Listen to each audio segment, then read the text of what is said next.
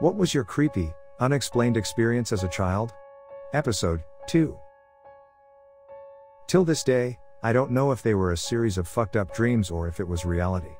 But, when I was around 6 to 7, my family and I lived in a 2-story house with all the bedrooms upstairs. My mom would always send me to her room to collect nappies. My brother had just been born, and of course, my parents' room was at the very end of the hallway. I remember I had this distinct feeling that I could never recall. I just knew it when I felt it. The feeling was a warning sign that it was coming. Don't ask what it was because I had no clue. When it was coming, I would get comfortable, lie on a bed or sit down, and close my eyes. I had to close my eyes, though, under no circumstances were they to be open. I felt like it was forbidden to look at it. It was like a set of rules that I had to follow or else something would happen. I was too scared to question it. It would slowly come in, the feeling would grow as it got closer, and it would come from the hallway through the door. I felt like it was floating because I could never hear footsteps. It would literally just talk to me, like that's it. The subject would range from small talk to something extremely creepy, my mother's death.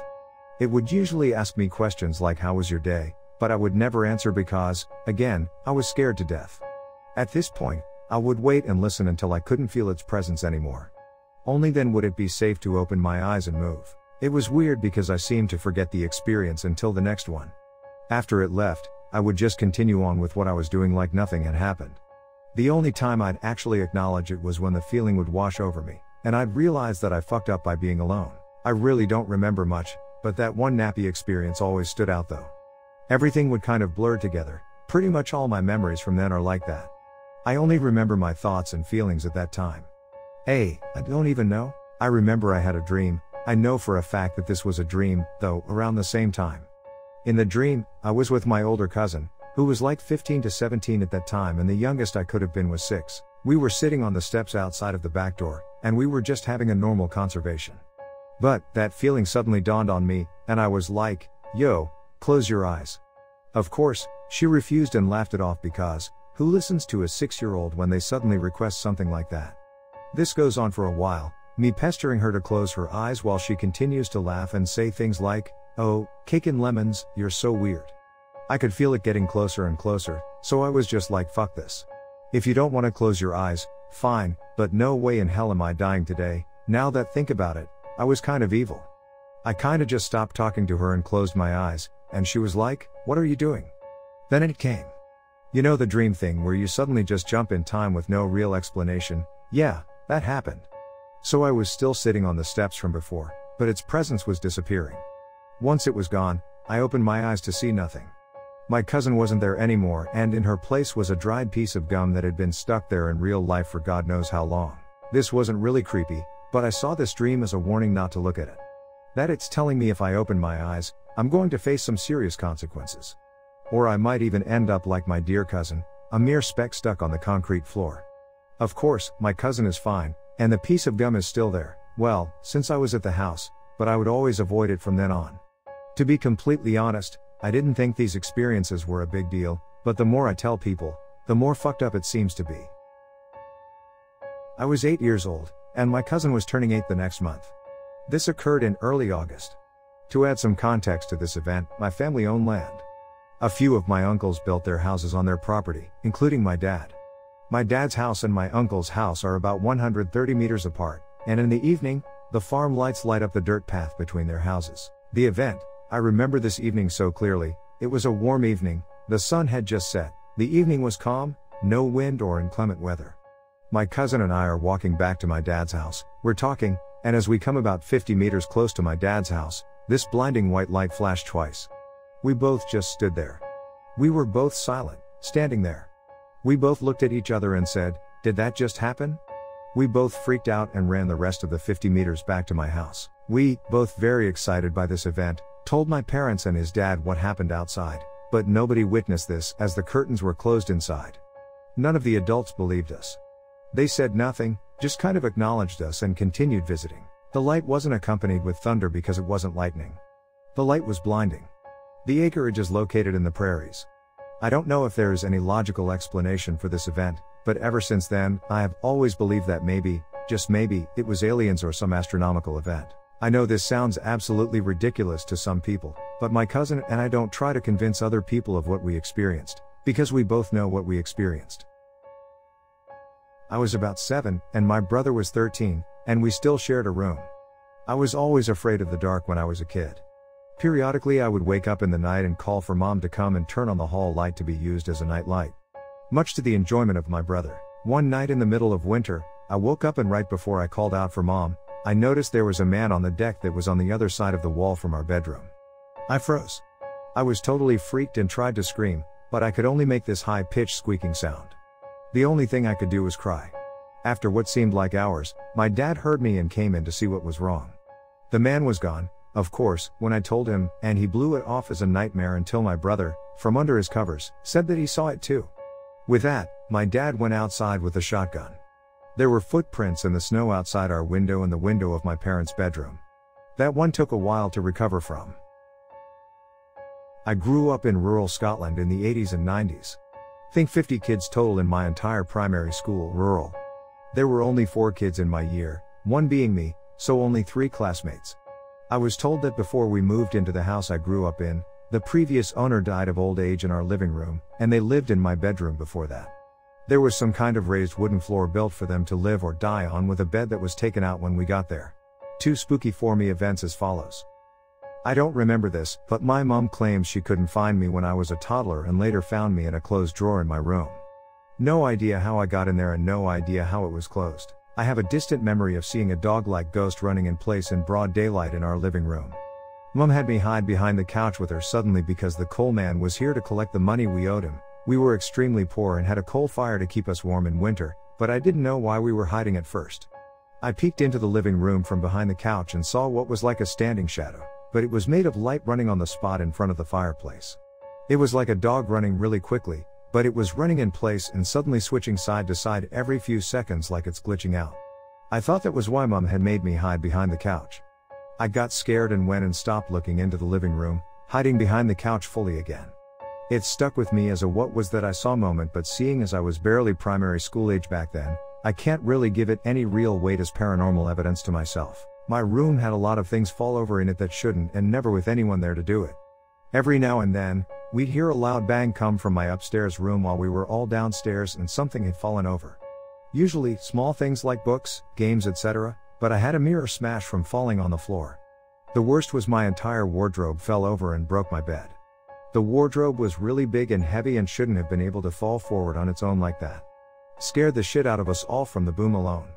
Thought we had a robber up there. A few family members told me they thought I was in my room and were surprised to see I wasn't because they saw my door in the later stage of closing as they went by, as though someone had gone in there and had been closing the door behind them, and a family member saw the last seconds of the door moving to a close.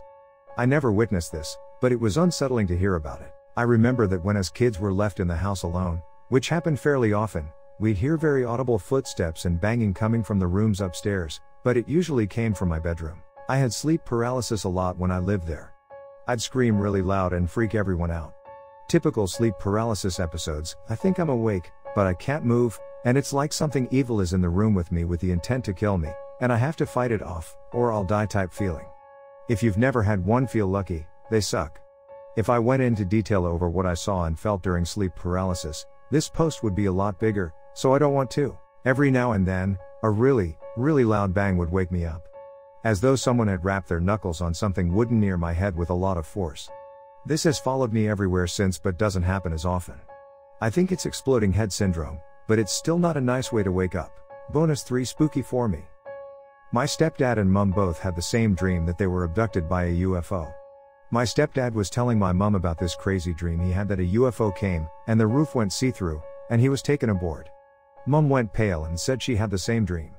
My younger sisters shared a room and were both freaked out and said that they'd woken up to their blankets on the floor and thought it was ghosts. I didn't have a UFO dream or wake up with my blankets off of me, so hey, I guess my haunted bedroom saved me there. Super bonus story: when I was a young teen, I was at this tiny river beach with a good friend of mine late at night, drinking by a little campfire we made because it's Scotland, and that's what we do. We were waiting on another friend to come. We were having a laugh talking about shit when we heard these very heavy footsteps come towards us. Cool, we thought, it's the friend we're waiting on, but he never appears. We think he's messing with us, so we call out his name but no answer. We get up and wander out into the darkness and can't see anyone. Literally, Seconds had passed. No way in hell anyone was right there then left in that time without us hearing or seeing them. We still think our friend is messing with us, and we decide that he must be hiding a bit further down the trail to get to the river. We actually walked all the way back to the start of the trail, a good quarter-mile back from the river where we meet our friend, now only just arriving on his pushbike with no clue what we're on about when we tell him that was a good joke. I'd swear blind someone was right next to us, we both heard it. Doesn't help that the section of the river we were drinking on has stupid Scottish folk legends about a stupid ghost who haunts it because they drowned. I don't believe the ghost story, but I do personally know of people who have actually drowned in the river. I left home a long time ago now, and things like that don't happen anymore except for still having sleep paralysis episodes and a loud bang waking me up from time to time, but by far less than when I lived at home. Surprisingly, I'm actually fairly skeptical about the paranormal. It does interest me, but I think that most things can be explained rationally, because that post is already too long. Us school kids were close because there weren't that many of us. We'd all play outside together, and I lived next door to 2 of the 3 other kids in my year. I remember talking about ghosts, and it devolved into one of those my dad is stronger than your dad kind of arguments, but over who saw the most legit ghost stuff. They told me that one night they saw a big glowing ball of light moving around in the large field on the other side of our house. It was a big bluish-purple ball that lit up a small area around it, and it floated for a while with no real direction until it just disappeared suddenly. It scared us all because we didn't know what the hell it could have been. More recently, but still relevant, I caught up with an old friend of mine from back then.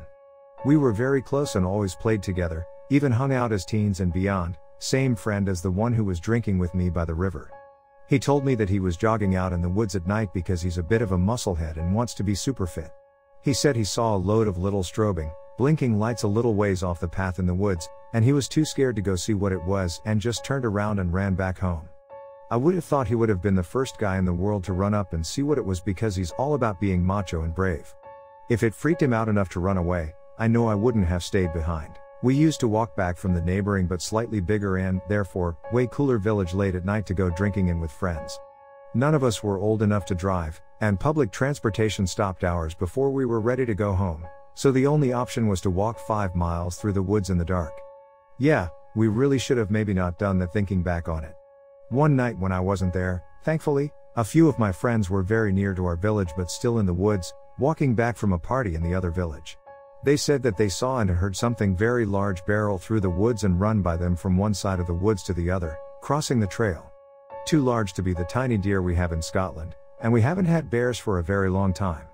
It spooked them badly, and we all agreed not to stay at the other village so late for a while. I had walked those 5 miles with nothing but moonlight to light my way before, so that really spooked me too because I'd never seen anything out there ever, but it gave me the fear of what if. Used to live in a shady part of Indianapolis, in the same house where my mother grew up. We lived by a wooded area, not very vast forest but thick until it led out to some fields. I have many peculiar tales from the woods. Here are the most memorable. I had a friend over, when I was in about 3rd grade.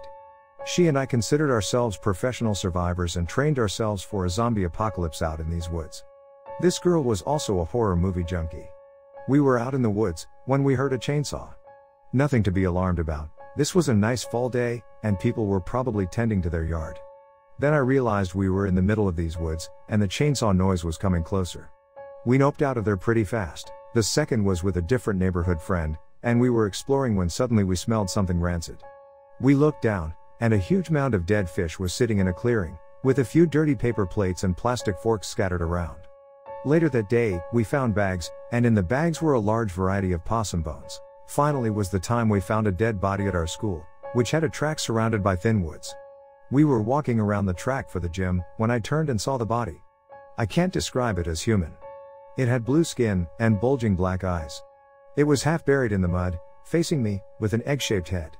I noped out of there, and turned back to see a group of kids gathering around and our principal peering through the trees. We were rushed back inside. The police were called, but the next day the body was gone, and no investigation was taking place. When I was sick with a cold, I would go to bed at night, and before I could completely fall asleep, I'd get this very strange feeling in my hands, like my hands were getting very large and very small at the same time. I would have visions that my fingers became really skinny toothpicks, and I had to balance a big, heavy boulder on the toothpicks. When I was 2 to 3 years old, my family lived in Lithuania. Throughout all my life, I've been sure that my whole family, my pregnant mom, my father and myself, visited the Hill of Crosses near Chialet. I could distinctly remember the sensations of the ground as I was climbing up the steps and had vivid images of the center cross. But I never knew what this place was called. A couple weeks ago, I googled it and asked my mother if she remembered our trip to this place. She surprisingly answered that it was only her and my father there, and I was staying with my grandma then. I'm sure they never showed any photos to me, as this is a sacred place to many people rather than a tourist site to show to a small child. But I know I was there. When I was 7, my dad had bought a pocket watch that came with its own stand. He put it on top of our TV, since we didn't have any other clock in the house beside the bedroom just yet. We had just moved in 2 weeks earlier. Me being me, I got up in the middle of the night whenever one knee was asleep to get a quick late night snack. I sneak halfway across the living room when I noticed that the pocket watch's tick was getting louder and louder. I stopped to inspect it. It didn't seem to be that bad. I ignored it, got my snack, started heading back. Again, I heard the tick of the pocket watch getting louder and louder. I stopped again, then heard the following sung in a song. Mr. Frost is a bad man, Mr. Frost is a snitch. Mr. Frost is a bad man, meet us within an inch. I bolt to my room, hide under the covers and refuse to come out. Ever since then, I've hated that pocket watch. I've tried many times to search for someone named Mr. Frost in my area, and nothing has come up. When I was little, I would have dreams that came true. I'd dream of someone coming for dinner, and then there would be a surprise guest the next day. Stuff like that. Then when I was about 5 or 6, it started to get dark. I was dreaming about cousins in car crashes or a friend's older sister cutting herself, and it all happened within a week or two. It started to freak me out, so I decided to tell my parents. At first, they tried to calm me down, but then they started noticing it and getting freaked out, which only scared me even more. And then, one day, I stopped dreaming. I haven't had a dream, prophetic or otherwise, since, and honestly, it kind of scares me to think about. This happens to me too, except I won't be dreaming, I'll be completely awake. I'll be thinking of something, and then something relating to what I was thinking about happens. My earliest example would have to be me, 6 years or so, thinking about Superman while waiting in my parents' vehicle at a gas station. All of a sudden, a man wearing a Superman t-shirt walks out of the gas station. I had never seen the man enter the gas station. My latest example would have to be thinking about one of my close friends attempting suicide. Age 16. Lo and behold, not even a week later, there was an attempt, but luckily it was unsuccessfully, and he has since made an amazing recovery. Another power that I have is sensing when I'm going to dream. Again, I'm 16. I'll be laying in bed when all of a sudden, my head will start to feel like it is shaking and spinning. I won't even have to be tired for this feeling to happen.